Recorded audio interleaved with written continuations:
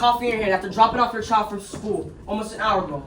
You turn off your TV and it flickers to life. You see on the news a school shooting at your child's school. You jump up, keys in your hand, racing to your car.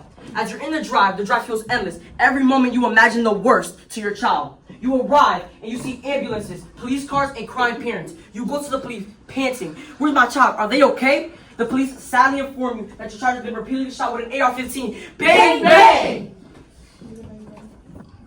So, then you realize your child has been gone, killed by a juvenile. Now, would you feel remorse? Miss Ford, my audience, my opposing team, would you feel remorse for this juvenile that had just taken away the person that you love most, life? That's why today, me and my team will prove to you that juveniles should be tried and treated as adults and should be held accountable. Because if they want to do adult things, they should be tried as adults and treated like one. June 16, 1944 marks the date when George Sidney Jr. was executed because of false charge of rape and murder. George was only 14. Sidney and his younger sister Amy were playing outside when two white girls approached them, asking where they could find a particular flower. Neither George or his sister knew where they could find this flower and moved on with the day. Later that same day, the two white girls did not return home, and George was automatically charged with rape and murder without any evidence. Sidney's murder sentence left the courtroom from South Carolina and did not receive a fair trial. Sidney was also executed by a mission fair on the same day he was not in charge. Sidney's story not only shows race discrimination, but the reason why juveniles should not be tried and treated as adults. Sidney's life was taken, and if we believe in integrity and justice, we need to ensure no juvenile's life is taken into an adult jail. This debate will prove the reason why juveniles being tried and treated as adults is unreasonable and should not be approved due to the dangerous juveniles experience. Juveniles should be treated and tried as adults because the crimes they commit are horrible, and to send a message that these actions will not be tolerated.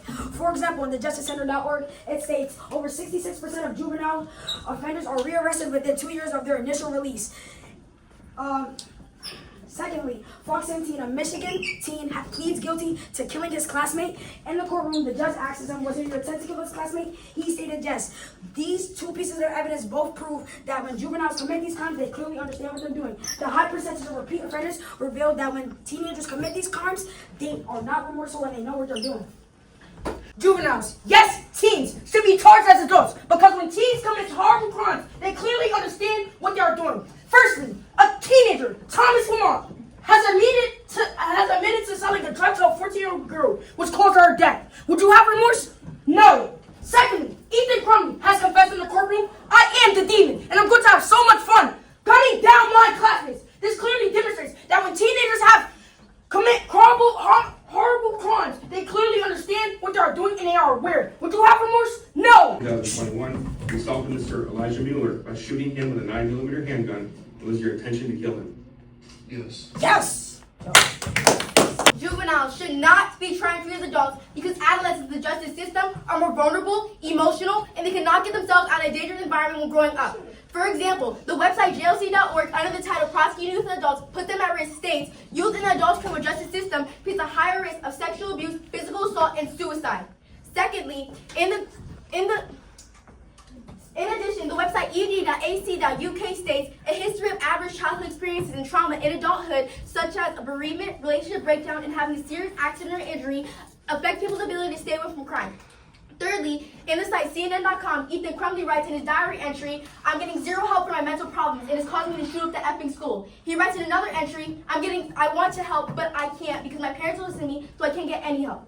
This proves that young people are put more at risk due to their childhood trauma and mental health issues, and charging them as an adult can lead to suicide, and they can face a higher risk of sexual abuse and physical assault. It also reveals how some kids grow up helpless due to being neglected by their parents, and charging them as an adult ensures they continue to be abandoned and ignored.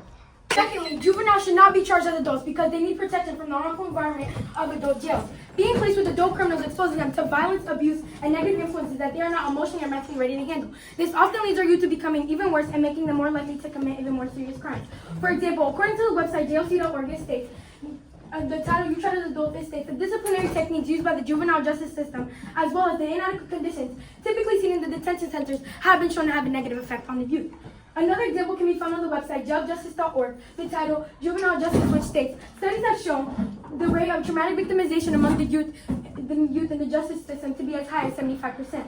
This evidence shows the argument against charging juveniles as adults. It suggests that prisons may expose young offenders to harmful influences and potentially leading to more serious crimes upon release. Think about the potential influences. And think about the potential impact of the prison environment on a young person's development and future behavior. Consider whether exposure to more hardened criminals might influence their actions after release. They live in a good suburban home, but still signs of prison law, so responsible for their action, not just because of where they live. For example, a 6-year-old named Aiden Fusi stabbed 13-year-old Tristan Bailey. Aiden Fusi was 14 at the time of the crime. Aiden Fusi pleaded guilty to brutally stabbing Tristan Bailey more than one time in a crossing their neighborhood. Secondly, a 17-year-old named Nikita Caspi is currently charged with the murder of Tatina Caspi and his stepfather Donald Mayer. He was presumably not imposed. He was outward appearances. He was a normal kid who lived a happy family.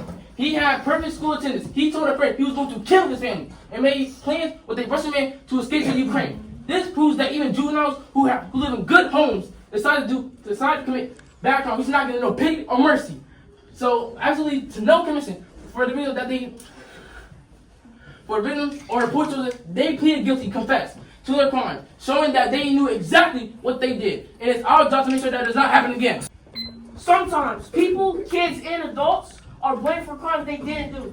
Instead of stopping courts from charging kids as adults for serious crimes, we should focus on the mistakes in the justice system to make sure everyone is treated fairly. For example, Christine Brunch was arrested for the felony murder and arson of her son. She was falsely imprisoned for 17 years, and at the time of her arrest, she was 21 years old. The Central Jogger case refers to the brutal assault of a female jogger in Central Park, New York City, in April 1989. The victim, Trisha Manelli, was severely beaten and remained in a coma for 12 days. On the same night, several young men were arrested to the connection of the attack, which led to the conviction of 5 teenage boys. The actual predator, Martis Reyes, confessed to the crime, and DNA evidence confirms his involvement, leading to the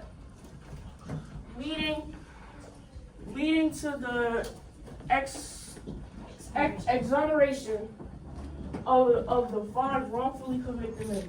These 2 pieces of evidence show that cases like Christine Brunch and the Central Park joggers show that our justice system can make mistakes, no matter how old someone is.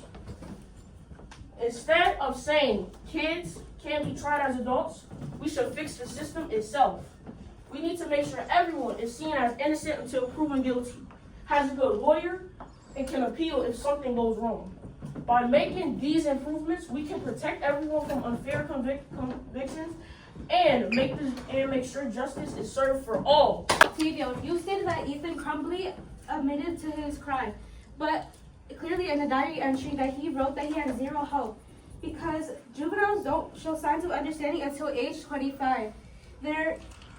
So children's brain regions that are connected to impulse control and emotional maturity are still developing and cannot make rational decisions. For example, on the website EJI.org, it states the law protects children younger than 14 because their brains are still developing. They have less maturity, judgment, and knowledge than adults. And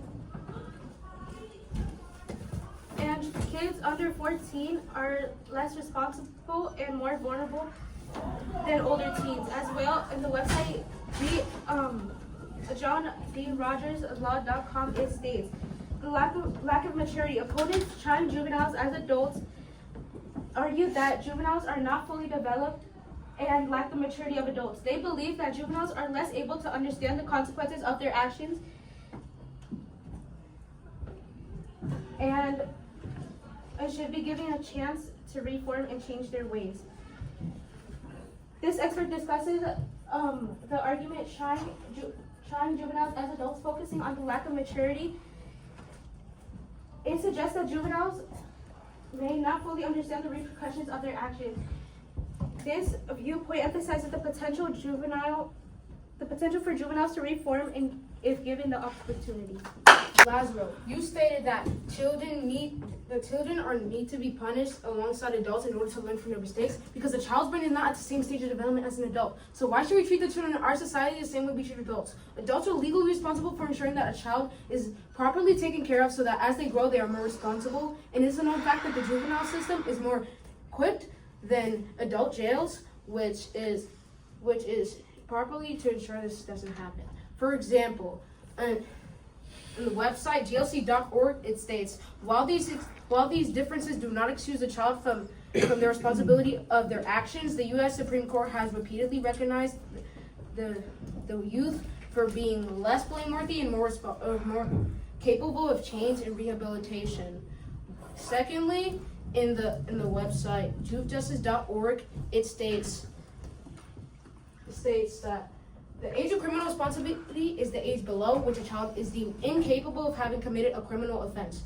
This proves that the understanding of a child's brain is not fully developed enough to acknowledge what their consequences are and the actions that got them into the current situation.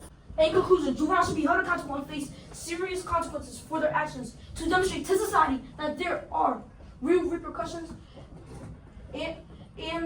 for their crimes and the harm they inflict on family and others. And our team presents facts showing that many teens are openly knowing right from wrong. And the current systems in place are falling. The opposition team inability to look beyond emotion and the focus on facts on contributing significantly to the problem.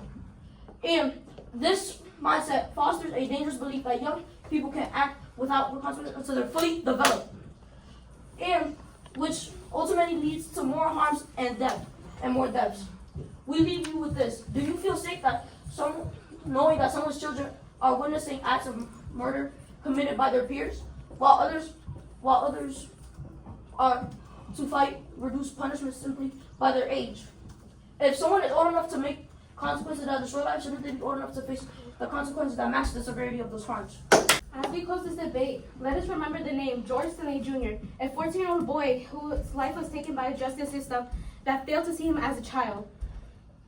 Tried, convicted, and killed in a matter of days. Let George's story chilling reminders of what happens when we treat children as adults in a courtroom. Our team has revealed facts proving that juveniles being tried and treated as adults is unfair and should never be accepted in parallel that juveniles should have come across.